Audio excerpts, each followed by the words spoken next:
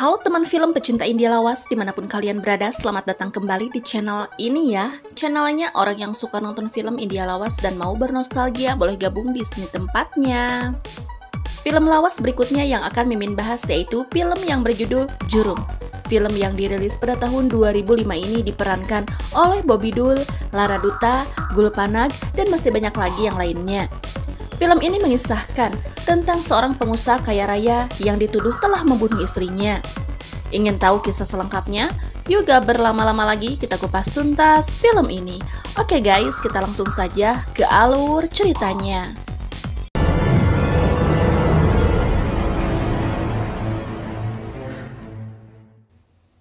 Cerita diawali pada dini hari, di mana seorang wanita bernama Sanjana menghubungi kepolisian untuk meminta pertolongan.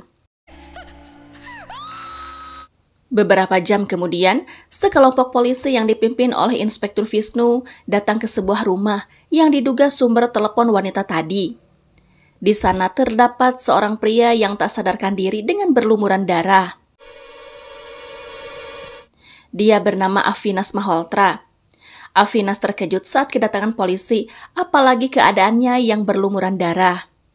Kepolisian menanyakan keberadaan Sanjana. Avinash mengakui bahwa Sanjana adalah istrinya dan dia balik bertanya apa yang sebenarnya terjadi.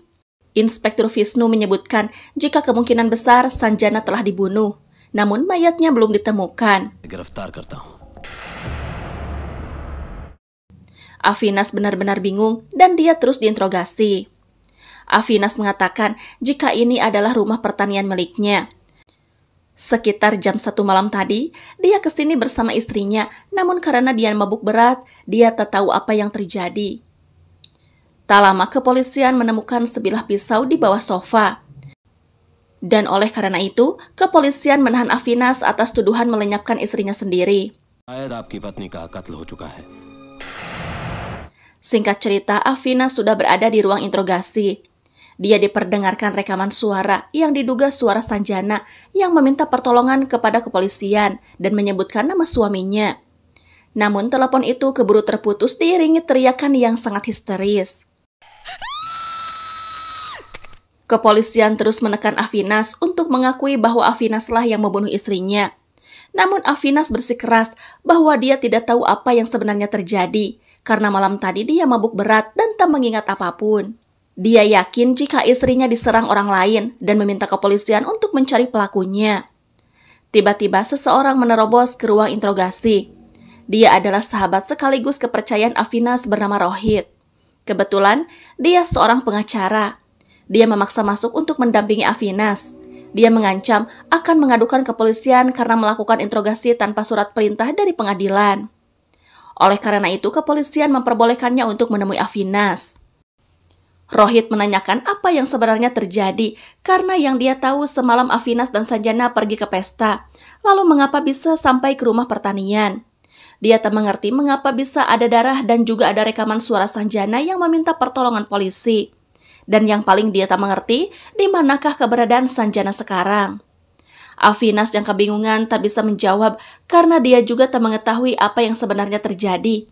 Oleh karena itu, Rohit berjanji akan membebaskan Avinash dengan jaminan. Keesokan harinya, Avinash dibawa ke pengadilan untuk mengajukan jaminan pembebasan. Karena Avinash adalah seorang pengusaha terkenal, otomatis banyak wartawan yang meliputnya. Jaksa penuntut memberikan bukti-bukti yang mengarah kepada Avinash, dari pisau yang ditemukan di TKP yang terdapat sidik jari Avinash dan juga darah yang menempel di baju Avinash, sama dengan darah yang ada di pisau tersebut. Bahkan suara rekaman Sanjana yang meminta pertolongan polisi. Dan pada akhirnya, hakim memutuskan untuk tidak memberikan jaminan, bahkan hakim memberikan perintah penahanan Avinash selama 14 hari sebelum ditemukan bukti lain. Avinash pun digiring ke polisian, dan di sana, sahabat Avinash yang bernama Sonia menemuinya. Dia tak percaya Avinash melakukan pembunuhan karena dia tahu Avinash sangat mencintai Sanjana. Avinash menjawab jika dia memang tidak merasa melakukan pembunuhan itu. Setelah itu, Avinash kembali diinterogasi dan dicecar segudang pertanyaan. Dan pada akhirnya, Avinash menceritakan awal pertemuannya dengan Sanjana sampai dia menikahinya. 1 tahun yang lalu dia menghadiri sebuah pesta tahun baru. Sonia yang merupakan sahabatnya juga hadir di sana. Dari tatapannya, Sonia menaruh hati kepada Afinas, namun Afinas hanya menganggapnya sebagai teman biasa. Hingga di tengah acara, Afinas melihat sosok Sanjana. Pada pandangan pertama, Afinas langsung jatuh hati kepada Sanjana, dan tanpa sadar dia menyanyi dan menari mengikuti kata hatinya. Setelah pesta selesai, Afinas masih mengingat Sanjana dan melamun di jalanan. Tiba-tiba datang sebuah mobil menabrak sesuatu. Sekelompok orang yang mengejarnya kembali pergi ketika melihat pengemudi mobil tersebut tak sadarkan diri. Dan ketika Afinas melihatnya, pengemudinya ternyata Sanjana. Afinas langsung membawa Sanjana ke rumahnya untuk diberikan pertolongan. Beruntung, Sanjana hanya mengalami luka ringan. Di pagi hari, Sanjana berterima kasih kepada Afinas karena sudah menolongnya. Dan pada saat itu, Afinas berkenalan dengan Sanjana. Bak sudah diatur sutradara, Sanjana melamar pekerjaan ke perusahaan Afinas, yang otomatis Sanjana dijadikan sebagai asisten pribadinya. Afinas mengenalkan Sanjana kepada seluruh karyawannya, termasuk kepada Rohit, yang saat itu menjabat sebagai penasihat hukum perusahaannya. Hello. Welcome to Malhotra and Malhotra. Setiap hari Afinas merasa bahagia bisa selalu bersama gadis pujaan hatinya. Dan setelah beberapa bulan bersama, Afinas mengungkapkan cintanya kepada Sanjana dan berniat melamarnya. Jangankan Sanjana, Mimin pun akan langsung menerimanya bila dilamar cowok sekaya Afinas. Dan akhirnya mereka pun menikah. Namun saat pernikahan berlangsung, terlihat raut wajah Sonia yang sedang patah hati. Kini Afinas telah sah menjadi suami Sanjana dan mereka sangat bahagia. Namun setelah sebulan pernikahan, Sanjana terlihat gelisah. Dia mengemas barangnya dan pamit pergi ke Pune untuk menemui sahabatnya yang sakit. Dan dia berjanji akan pulang besok. Keesokan harinya, seperti biasa Afinas selalu menyempatkan diri untuk berolahraga. Saat itu Sonia menyapanya.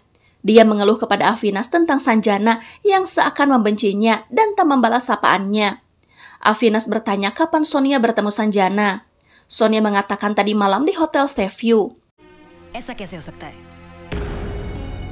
Otomatis, Afinas menyangkalnya jika mungkin itu bukan Sanjana karena Sanjana pergi ke Pune. Sonia meyakinkan bahwa dia benar-benar melihat Sanjana malam tadi. Afinas pun bertanya-tanya jika itu Sanjana, mengapa Sanjana harus berbohong kepadanya. Di malam hari, Sanjana pun pulang. Afinas menanyakan keberadaannya kemarin malam. Sanjana masih dengan jawabannya jika dia ada di Pune. Namun Afinas meminta kejujuran Sanjana karena kemarin malam Sonia melihatnya di Hotel Seaview. Sanjana pun kecewa karena Afinas lebih mempercayai sahabatnya dibanding istrinya sendiri. Namun Sanjana tidak memperpanjang masalahnya. Dia malah memperlihatkan kemeja sebagai oleh-oleh yang dia beli saat perjalanan pulang. Keesokan harinya, Afinas mendapatkan telepon dari sebuah toko jika kartu kredit Sanjana ketinggalan saat membeli kemeja di toko tersebut. Mengetahui alamatnya, Afinas kembali curiga karena toko itu dekat dengan Hotel Seaview yang dibicarakan Sonia. Dia menjadi yakin jika Sonia tak berbohong. Dia pun menanyakannya kepada Sanjana. Lagi-lagi, Sanjana kecewa. Dia berkata memang benar dia membeli kemeja itu dari toko tersebut, namun bukan berarti dia ada di Hotel Seaview. Suatu ketika, Afinas hendak ke kantor bersama Rohit. Namun di perjalanan Afinas melihat Sanjana. Dia langsung menghubungi Sanjana dan menanyakan keberadaannya. Sanjana mengatakan jika dia sedang di tempat game. Otomatis Afinas semakin curiga dan dia segera mengejar mobil Sanjana. Terlihat Sanjana singgah di sebuah hotel. Afinas mencari Sanjana ke dalam hotel dan setelah beberapa lama mencari, dia menemukan Sanjana keluar dari salah satu kamar hotel dengan seorang pria. Afinas mencoba mengejarnya, namun Sanjana keburu pergi. Afinas tak bisa mengendalikan amarahnya dan dia pun sesumbar jika dia akan membunuh Sanjana jika Sanjana terbukti selingkuh. Rohit membawa Afinas ke sebuah bar untuk menenangkan diri. Rohit menyarankan agar Afinas tidak gegabah dan jika perlu selidiki lebih dalam tentang Sanjana. Suatu hari seperti biasa, Afinas akan berangkat ke kantor. Sikapnya menjadi dingin kepada Sanjana karena kecurigaannya. Namun Afinas berusaha menyembunyikannya. Saat itu, Sanjana mengingatkan agar Avinas pulang lebih awal karena malam nanti mereka akan menghadiri acara pesta salah satu rekan mereka. Oke. Bye. Avinas pun pergi, namun tak lama dia kembali untuk mencari tahu apa yang dilakukan Sanjana ketika Avinas tak ada di rumah. Dan terlihat Sanjana sedang asik senam. Namun tiba-tiba dia mendapatkan telepon. Gerak-gerik Sanjana kembali mencurigakan. Dalam pembicaraannya, Sanjana melarang si penelepon untuk menghubunginya sementara waktu karena kini Avinas sudah mencurigainya. Dia berjanji jika malam ini mereka akan ketemuan di rumah pertanian. Singkat cerita, mereka tiba di acara pesta. Avinas memperhatikan Sanjana dengan tatapan tajam dan dia menyanyi di acara tersebut. Saat itu, Sanjana menerima panggilan telepon yang membuat Avinas semakin curiga. Dia pun pura-pura mabuk untuk memberikan ruang kepada Sanjana. Sanjana pun pergi dan sampailah di rumah pertanian. Avinash! Namun betapa terkejutnya dia saat melihat Avinas sudah ada di sana. Avinas dengan tegasnya mengungkapkan kecurigaannya bahwa Sanjana telah berselingkuh setelah beberapa kali dia mengintainya. Sanjana menyangkal dan mengatakan kalau Avinas tak berhak mengetahui kehidupan pribadinya. Otomatis Avinas semakin marah karena seharusnya hubungan suami istri tak boleh ada rahasia. Dia pun mengancam akan membunuh Sanjana jika tak segera memberitahu siapa selingkuhannya. Sanjana ketakutan dan segera nyumput di kamar. Avinas meluapkan kemarahannya dengan meneguk minuman keras, dan setelah itu dia tak ingat apapun sampai polisi membangunkannya di pagi hari. Cerita pun kembali ke masa kini. Sidang pun digelar. Jaksa penuntut menghadirkan petugas yang menerima panggilan dari Sanjana saat Sanjana meminta pertolongan. Petugas tersebut membenarkan jika Sanjana seperti ketakutan dan menyebutkan bahwa suaminya ... dan seketika panggilannya terputus. Sebagai bukti, pengadilan pun menyetel rekaman panggilan telepon Sanjana. Namun hal itu segera dibantah oleh Rohit yang menjadi pengacara Avinas. Dia mengatakan jika Sanjana tidak menyebutkan bahwa suaminya akan membunuhnya. Bisa saja Sanjana meminta bantuan bahwa dia akan dicelakai orang dan suaminya terlelap tidur. Atau bahkan suaminya tak ada di rumah. Atau mungkin suaminya berusaha menyelamatkannya. Penyampaian Rohit ada benarnya juga, dan sidangnya pun ditunda beberapa hari. Terlihat Sonia menjenguk Avinas dan menyemangatinya. Dia juga percaya bahwa Avinas tidak melakukan pembunuhan terhadap Sanjana. Sidang berikutnya pun digelar.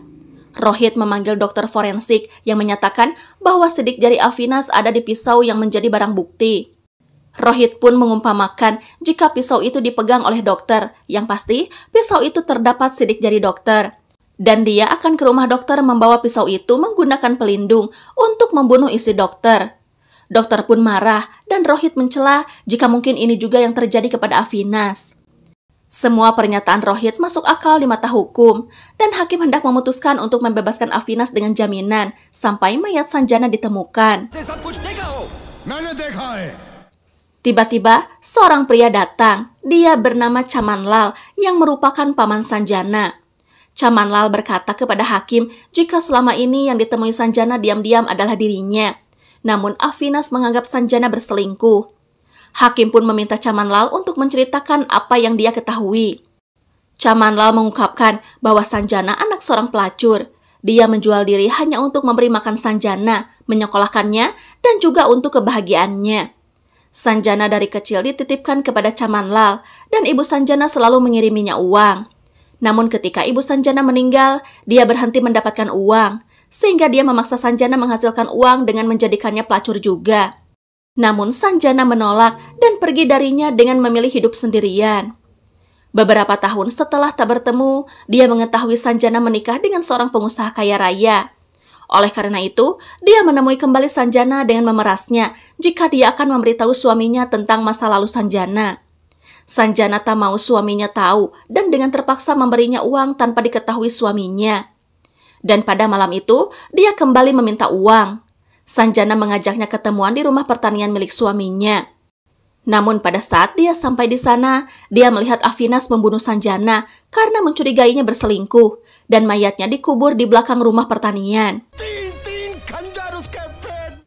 Mendengar itu, Avinas dan yang lainnya terlihat bingung. Hakim menugaskan untuk mengecek lokasi kejadian. Jika terbukti, maka Avinas akan dihukum atas kasus pembunuhan. Semua orang berbondong-bondong datang ke TKP dan mulai menggali tanah yang ditunjukkan Chamanlal. Setelah beberapa lama menggali, akhirnya mereka menemukan mayat perempuan yang sudah hancur perlahan karena dimakan belatung. Semua orang terkejut dan akhirnya Avinas kembali ditahan untuk menunggu vonis pengadilan. Rohit mendatangi Avinas. Dia bersedih karena setelah diautopsi, mayat itu adalah mayat Sanjana dan kepolisian juga menemukan mangalsutra milik Sanjana di tubuhnya. Betapa hancurnya hati Avinas mengetahui jika dia dituduh telah membunuh istrinya sendiri. Keesokan harinya, sidang putusan pun digelar. Berdasarkan bukti dan saksi, juga ditemukannya tubuh korban, maka pengadilan memutuskan bahwa Avinas dijatuhi hukuman penjara seumur hidup. Beberapa minggu kemudian, Rohit menghubungi Avinas di penjara. Rohit meminta maaf jika dia tidak bisa memperjuangkan Avinas karena pengajuan bandingnya ditolak Mahkamah Agung. Avinas tak menyesal dirinya di penjara, namun dia masih tak rela jika pembunuh sebenarnya masih berkeliaran. Dia pun meminta bantuan Rohit untuk mengeluarkannya dari penjara bagaimanapun caranya. Dan singkat cerita, Rohit menemui Avinas. Rohit siap untuk membantu Avinas melarikan diri. Avinas sudah berencana untuk memberikan surat kuasa seluruh aset kekayaan dan perusahaannya kepada Rohit, orang yang paling dia percayai. Karena jika dia melarikan diri, maka dia tidak mungkin bisa mengelola bisnisnya. Setelah itu, Rohit memberikan sebungkus udud untuk membantunya melarikan diri. Dia menyuruh Avinas mencampur tembakau yang ada di udud dengan segelas air, dan setelah itu meminumnya, maka tak lama detak jantung Avinas akan meningkat dan mendapatkan gejala serangan jantung. Dengan begitu, Avinas akan dilarikan ke rumah sakit. Namun Avinas harus tetap bertahan agar Avinas bisa melarikan diri dari kawalan polisi. Benar saja, saat di perjalanan, Avinas berusaha kabur. Dan ternyata Rohit telah menunggu di sana. Setelah aman, Rohit membawa Avinas ke sebuah tempat. Dan tak disangka, Rohit ingin melenyapkan Avinas karena ingin menguasai hartanya. Beberapa hari kemudian, kita diperlihatkan pada Sonia yang ternyata Avinas masih hidup. Avinas yang siuman mengingat kejadian sebelumnya yang membuat dia histeris. Sonia mencoba menenangkan Avinas. Setelah keadaan membaik, Sonia bercerita jika hari itu dia hendak menjenguk Avinas ke penjara. Namun dia melihat Avinas dilarikan ke rumah sakit. Dia mengikuti Avinas, namun Avinas melarikan diri yang membuat Sonia ikut mengejarnya dan melihat Rohit membantu Avinas. Sonia melacak kendaraan Rohit dan dia menemukannya di pinggir jurang bersama Avinas yang berlumuran darah. Sonia berkata jika Avinas akan aman di sana karena ayahnya telah mempercayakan seorang dokter untuk merawat Avinas. Rasa syukur dan terima kasih Avinas diucapkan kepada Sonia. Kini Avinas akan berjuang untuk kesembuhannya dan setelah itu dia akan memberikan pelajaran kepada Rohit. Singkat cerita, Avinas telah pulih. Sonia memberikan informasi jika saat ini Rohit berada di Malaysia. Setelah merampas kekayaan Avinas, kini Rohit menjadi seorang jutawan dan memiliki sebuah hotel megah. Avinas meminta bantuan kepada Sonia untuk membawanya ke Malaysia. Sonia tak yakin karena saat ini Avinas menjadi buronan polisi. Namun dengan tekad dan keyakinannya, akhirnya mereka sampai di Malaysia. Sesampainya di sana, mereka disambut oleh salah satu supir taksi kebangsaan India yang bernama Hari. Berhubung mereka berasal dari India, Hari dengan senang hati mengantar mereka ke tempat tujuan. Avinas berkata jika dia ingin pergi ke Hotel Palace. Hari pun mengetahui bahwa hotel itu milik pengusaha sukses bernama Rohit. Avinas pun semakin rujit mendengar nama Rohit. Hari menjelaskan jika malam ini akan ada acara pesta di hotel itu. Dan kemungkinan kamar hotel sudah terisi penuh oleh tamu undangan. Hari kemudian menyarankan agar Avinas pergi ke hotel lain dekat Palace Hotel. Hari terlihat bahagia bertemu orang India di sana, bahkan dia tidak menerima bayaran ongkos dari Avinas dan Sonia. Hari pun bergegas pergi setelah memberikan kartu namanya, berharap dia akan bertemu kembali dengan mereka. Avinas pun mulai menjalankan misinya, dan dia mendatangi hotel milik Rohit berniat membalaskan dendam. Namun tak disangka, Avinas malah melihat sosok Sanjana di sana. Ternyata, selama ini Sanjana tinggal di Malaysia bersama Rohit dan kini mereka telah menikah. Setelah dikhianati Rohit, kini dia harus terima kenyataan bahwa Sanjana berselingkuh dengan Rohit. Sonia menyarankan agar Avinas memberitahu polisi India mengenai fakta ini. Avinas berpikir jika polisi tahu, maka yang ditangkap hanyalah Rohit. Avinas tak rela jika Sanjana bebas begitu saja. Setelah apa yang Sanjana lakukan kepadanya, kini Avinas ingin membalaskan dendam dengan caranya sendiri. Scene pun berpindah. Saat sarapan pagi, tiba-tiba Sanjana menumpahkan segelas susu. Sanjana merasa jika itu merupakan peringatan yang buruk. Sanjana meminta Rohit agar tetap di rumah bersamanya. Namun Rohit tak menghiraukan Sanjana dan tetap pergi bekerja. Bye. Rohit! Terlihat Rohit mempekerjakan Chamanlal di kantornya. Namun kerjanya hanya menye-menye sambil membaca majalah dewasa. Tiba-tiba seseorang menghubunginya. Seorang wanita bernama Chandini mengajaknya bertemu. Tak berlama-lama, Chamanlal pun bertemu wanita itu, yang ternyata Sonia lah yang menyamar. Sonia mengajak Chamanlal ke sebuah kamar hotel, berlaga menggodanya dan siap bercocok tanam. Tangannya pun diikat, bersiap-siap untuk aksi selanjutnya. Namun Sonia tak kunjung datang, dan tiba-tiba Avinas muncul. Chamanlal panik dan ketakutan saat Avinas menyiramkan sekompan bahan kimia. Dalam kepanikan, Chamanlal menceritakan mengenai fakta jika Sanjana masih hidup. Ini semua adalah akal-akalan Rohit, dan faktanya jika Sanjana dan Rohit saling mencintai. Mereka membuat rencana pembunuhan Sanjana dan mengganti jasadnya dengan jasad seorang pelacur. Yang malam itu, Rohit membuat Avinas tak sadarkan diri dan mulai menjalankan rencananya. Cairan yang Avinas aurkan ternyata air minum biasa. Avinas berkata, jika tak ada api, maka ada air untuk melenyapkan seseorang. Avinas menyeret Chamanlal ke kamar mandi dan menenggelamkannya. Cara itu dilakukan agar polisi mengira jika Chamanlal tenggelam saat memancing di danau. Selanjutnya, Avinas membuat teror kepada Sanjana. Namun Sanjana tak menyadari kehadiran Avinas. Rohit. Sanjana ketakutan saat melihat Avinas mengambang di kolam renang. Namun Rohit berkata jika Sanjana hanya kelelahan dan memintanya untuk segera beristirahat. Setiap waktu Avinas selalu menghantui Sanjana. Dia menjadikannya tertekan dan hampir gila. Sanjana menyusul Rohit di tengah rapat. Dia berteriak dan menjelaskan jika Avinas masih hidup. Merasa malu, Rohit pun menyeret Sanjana keluar ruang rapat. Dia pun memberikan waktu untuk Sanjana meluapkan kepanikannya. Rohit menegaskan jika Avinas telah tewas di tangannya, bahkan di hadapan Sanjana. Penjelasan Sanjana sangatlah tidak masuk akal dan Rohit takut jika Sanjana telah gila. Hari dan Sonia selalu menemani kemanapun Avinas pergi. Hari menebak jika Sonia menyukai Avinas. Hari menyarankan agar Sonia menyatakan cintanya kepada Avinas agar Avinas bisa sedikit tenang. Namun Sonia berpikir jika saat ini bukanlah waktu yang tepat untuk menyatakan cinta, apalagi saat ini suasana hati Avinas sedang dihantui rasa dendam. Beberapa waktu kemudian, Avinas membicarakan rencana selanjutnya. Avinas meminta bantuan Hari untuk masuk ke dalam rencananya. Saat Sanjana keluar hotel, Hari muncul dan dia berteriak agar Sanjana kembali ke dalam hotel karena seseorang sedang memburunya. Sanjana kembali ke hotel dan Hari menghubunginya. Hari menjelaskan jika dia tahu segala sesuatu tentang hidup Sanjana. Hari mengaku sebagai salah satu korban Rohit. Dia meminta Sanjana untuk menemuinya dan dia akan menceritakan semua kebusukan Rohit. Singkat cerita, Sanjana tiba di suatu tempat untuk menemui Hari.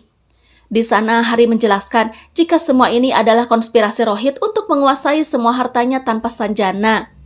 Rohit akan membuat Sanjana seolah-olah melihat Avinas sehingga semua orang akan menyangka bahwa Sanjana gila. Setelah itu, Rohit berencana akan mendorong Sanjana dari atap gedung dengan keterangan jika Sanjana bundir karena depresi. Bahkan kematian paman Sanjana merupakan ulah Rohit yang membayar Hari untuk melenyapkannya. Hari berkata jika saat ini Rohit sedang memburunya dan juga Sanjana. Dia mengatakan jika malam ini akan ada pesta topeng dan Rohit telah memerintahkan bawahannya untuk menembak Sanjana. Tiba-tiba, seseorang mendorong Hari yang membuat Sanjana percaya lalu dia melarikan diri. Singkat cerita, pesta pun digelar. Semua bersiap-siap pada posisinya, mengamati setiap gerak-gerik Sanjana. Terlihat wajah Sanjana ketakutan dan dia menghindari setiap orang di sana. Saat dirinya merasa tertekan, tiba-tiba mengambil sepucuk pistol dan mengarahkannya kepada Rohit. What the hell? Sanjana berteriak dan mempersilahkan Rohit untuk melenyapkannya. Di hadapan semua orang, Sanjana membeberkan konspirasi Rohit. Sanjana pergi mengendarai mobil, namun melihat sosok Avinas di belakangnya. Mengetahui fakta jika Avinas masih hidup, Avinas meminta penjelasan Sanjana mengenai mangasutra yang ditinggalkan pada mayat seorang pelacur. Tak bisa berkata-kata, Sanjana pun hanya memohon maaf kepada Avinas. Namun tak ada maaf baginya, Avinas menodongkan senjata kepada Sanjana. Di tempat lain, Avinas menghubungi Rohit dan menjelaskan jika dia telah melenyapkan Sanjana dan meninggalkannya di stadion bola. Rohit bergegas menyusulnya, namun yang dia temui adalah Avinas. Avinas pun meminta Rohit untuk menandatangani surat kuasa pemindahan kembali hartanya. Namun Rohit menolak mengembalikan harta rampasannya. Dan tiba-tiba, Hari muncul bersama Sanjana dan Sonia. Avinas menjadikan Sanjana sebagai tawanan karena tahu jika Rohit sangat mencintainya. Namun nyatanya, Rohit tak peduli. Yang dia inginkan hanya kekayaan dan tak peduli mengenai Sanjana. Rohit lebih pintar dari Avinas. Dia pun menyiapkan sekelompok anak buahnya dalam jebakan Avinas. Dan baku tembak pun terjadi. Hari pun membawa Sonia dan Sanjana ke tempat yang aman. Rohit pun melarikan diri ke parkiran dan dia ditembak oleh Avinas dan mendesaknya untuk menandatangani surat kuasa. Cerita pun berpindah. Sanjana tersadar di hotel dan tiba-tiba polisi menggeruduknya. Polisi menemukan tubuh Rohit tak bernyawa dan menyalahkan Sanjana atas kasus pembunuhan suaminya sendiri. Sanjana pun dijebloskan ke penjara. Avinas datang bersama Inspektur Vishnu yang didatangkan langsung dari India. Kini polisi India mengetahui kebenarannya jika yang bersalah bukanlah Avinas, melainkan Rohit dan Sanjana. Sanjana meminta pertolongan kepada Avinas untuk membebaskannya. Sanjana tahu jika Avinas sangat mencintainya. Namun Avinas menegaskan jika saat ini cintanya telah mati untuk Sanjana setelah dia melihat Sanjana menggeliat di tubuh Rohit. Kini Avinas puas melihat Sanjana di balik jeruji besi. Film diakhiri dengan Avinas yang menyatakan cinta kepada Sonia, dan film pun berakhir. Oke teman film, itulah kisah dari film Jerum. Jangan lupa like, komen, dan subscribe bagi yang belum ya. Bye-bye.